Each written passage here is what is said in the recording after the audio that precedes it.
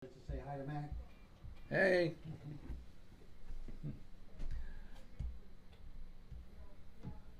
Okay. Now we're starting. This one should count. Let's see if OBS is auto switching for us.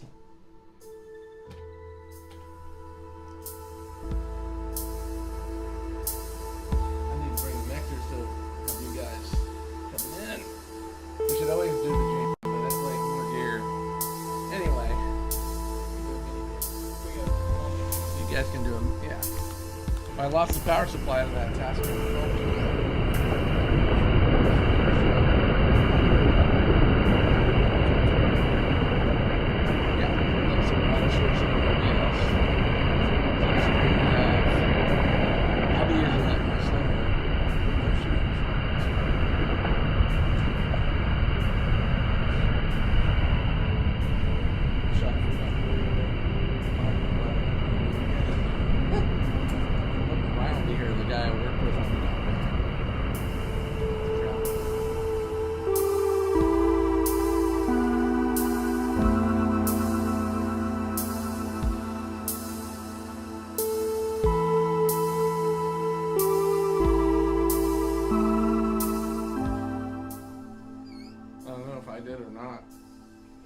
I think I wanted to do this workshop, so I might have.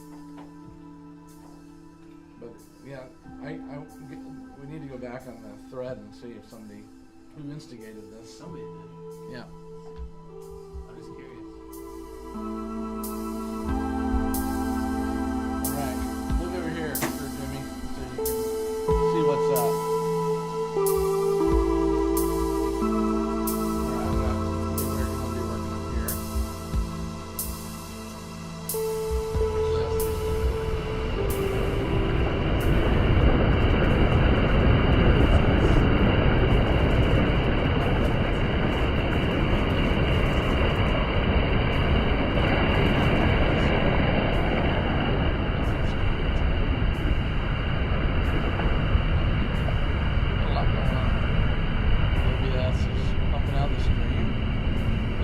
Off of music, and we got Logic up.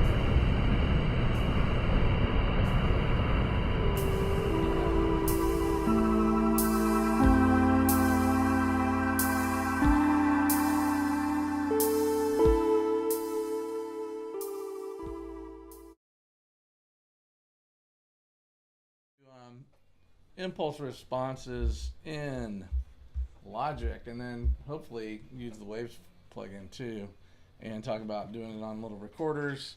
So off the cuff, let me get my notes up. If I took good notes, I can't remember. I've been reading books and taking notes, and let's see.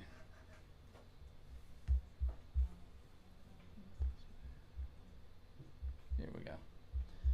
All right, so there's a lot of ways to record impulse responses, and one way is so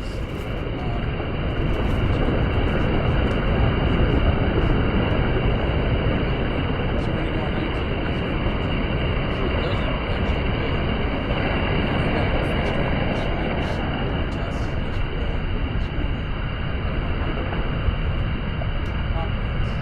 So I came up with an idea. I don't want to pop balloon. I'm definitely not just start listening. So, right.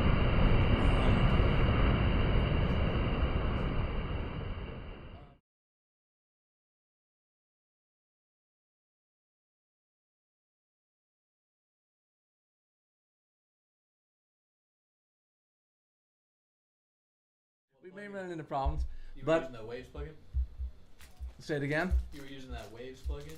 No, I have not used the Wave plugin. Oh. So I'm gonna do all the production in Logic Yeah. because it'll be easier, and I know how to do that. And the Wave thing, I don't have license on this machine. I have a license on my studio machine. I have not had time to do that. But after I get us going and you guys start working on stuff, I'll try and get that Waves one working too. And your goal is to calibrate your system. So, yeah, we'll start looking at all that goodness. So what I'm gonna do is start from scratch up there. I'm gonna try to get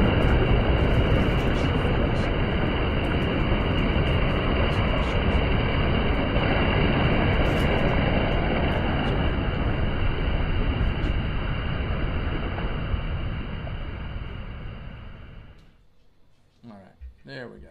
So now the stream, the YouTube stream is seeing our screen a lot clearer, and we can do what we're gonna do. So, let me call up. Let's see if I can do it this way real quick.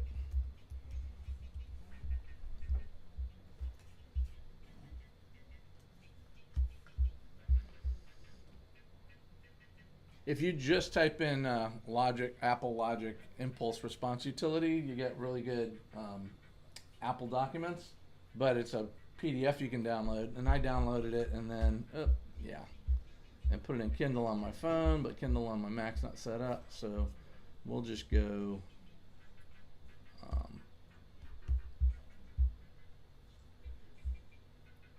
right into the Goog, do a new window. New clean window. Yep.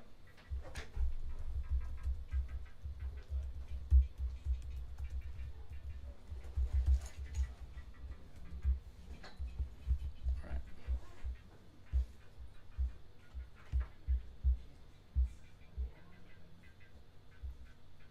So here's the document. I just want to show everybody where this was at first. And it is nice. And it's comprehensive. It's a big doc. Okay. So, oh, this is the whole logic thing. Okay. Oop.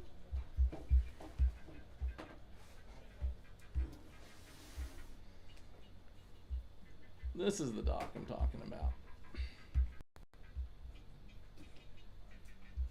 Download the guide. So if you go here to Impulse Response Utility User Guide and download the doc, put it in Apple Books. I put it in Kindle. It works really nicely. All right.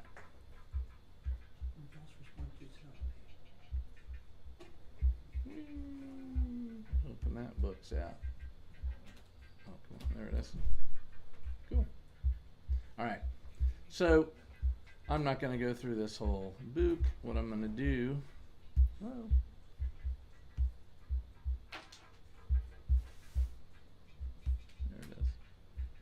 Let me get to the pages I want to talk about. If it'll let me. Nice. Well, if I can't get to there, I won't bring it over and show you. Thanks, Apple Books, for not working. Alright. Scheisse. I'm just going to use it on I'll do it on my phone.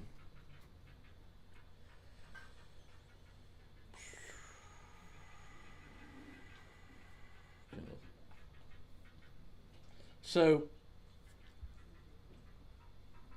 there's a lot of formats for recording. You can do mono, you can do stereo, you can do surround, you can do Atmos, and there's many flavors of surround and Atmos. So basically it comes down to, if you want to do those larger surround formats, you need that many speakers and microphones, for each.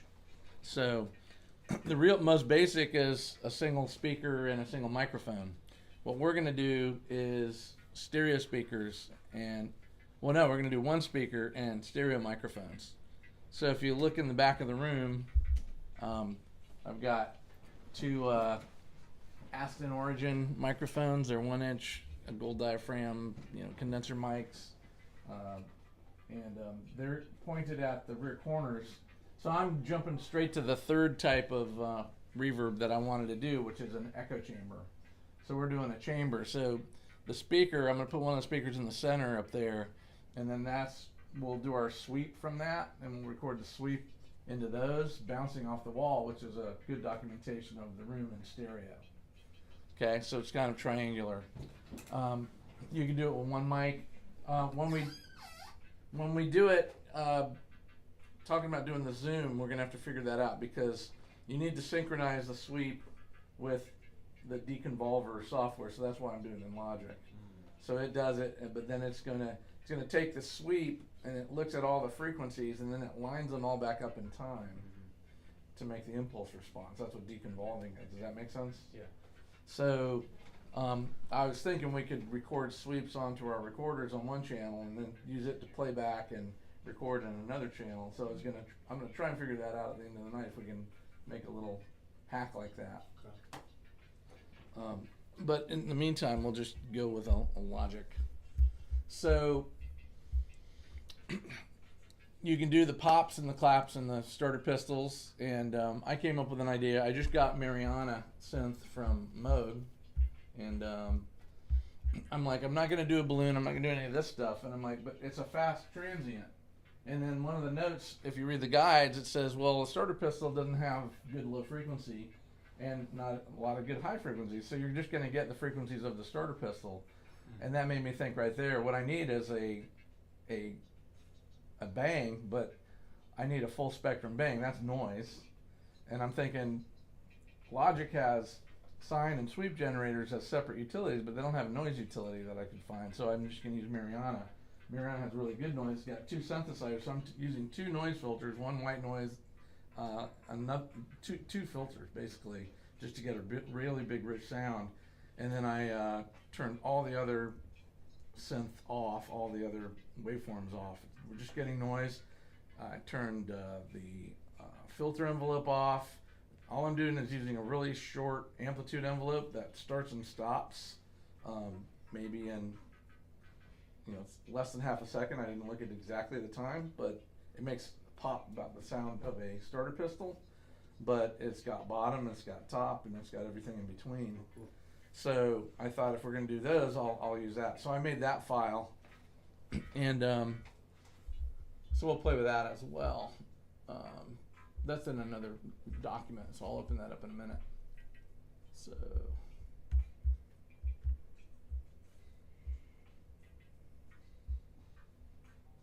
oh god, this can be hard. Open. Oh, okay.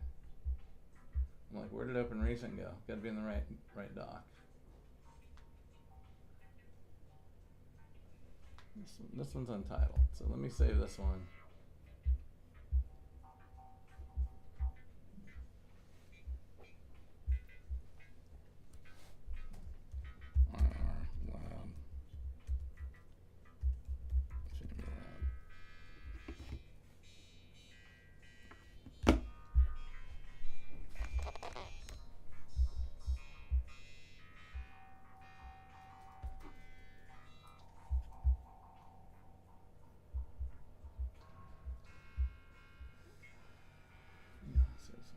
Okay.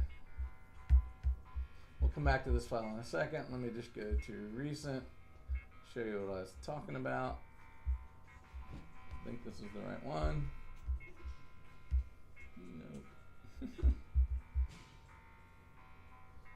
Maybe I didn't save it. Okay. So let me just yeah,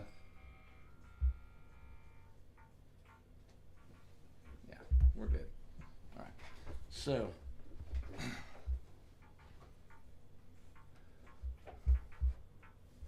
this is really hard for me to see with these glasses in this screen. I'm sorry. You know what I'm going to do for this portion is I am going to...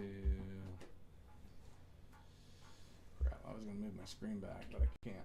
You guys need to see it. I'm going to stop mirroring. May screw up the stream, but I don't really care. I need to do the workshop. I'm going to start mirroring. Probably totally break. No, I'm not going to do that. All right.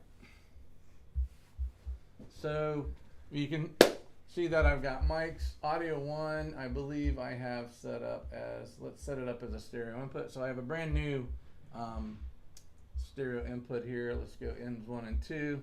Okay, so I'm using a Behringer, excuse me, I didn't make that sound.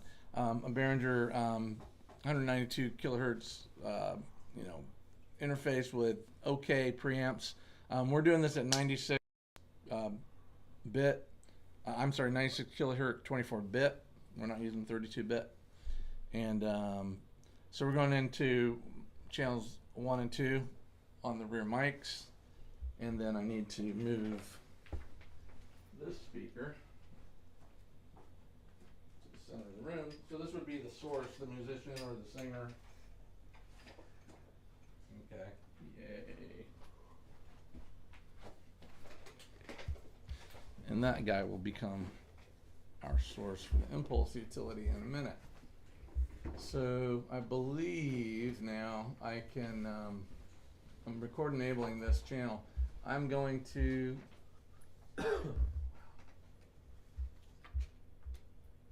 yeah, I'm going to open a instance of Space Designer in this channel, and here it is.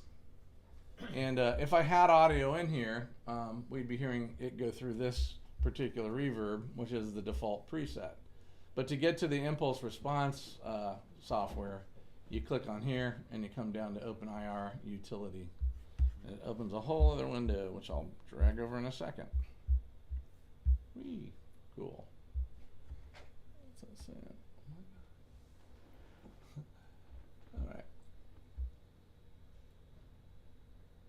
So I want to do stereo, so it's one speaker, two microphones, and we're going to hit OK. So it does a couple of things. If when you open it in this manner, I think there's other ways to open it where it wouldn't do this. This got the old response, the default response in here, and it's locked. So what I want to do is I want to unlock it so I can mess with it.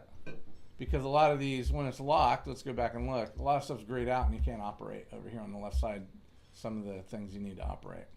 So we're going to close these down and we're going to unlock them, and we're going to look at all this stuff. Now, you want to bring these levels way down because these are... Is your microphones? Yeah, no, these are, this is a, I cannot read, I'm sorry. Oh, that's the mic level. I'm sorry. Okay. So what I was trying to get to was this guy. So there's a sweep here, and there is a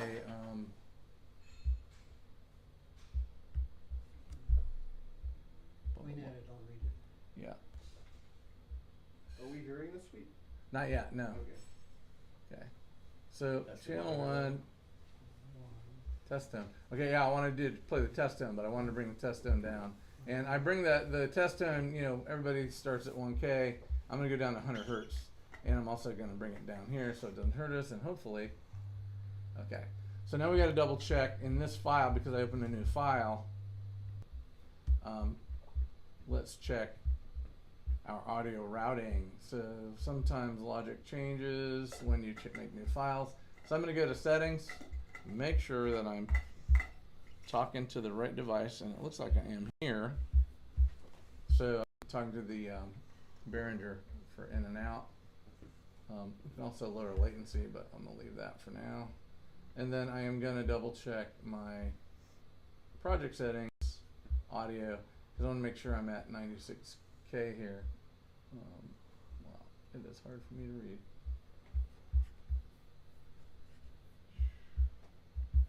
But we'll get there. Does it So- have to be at 96K? Or No, is that I just like- the better quality, the better it's at?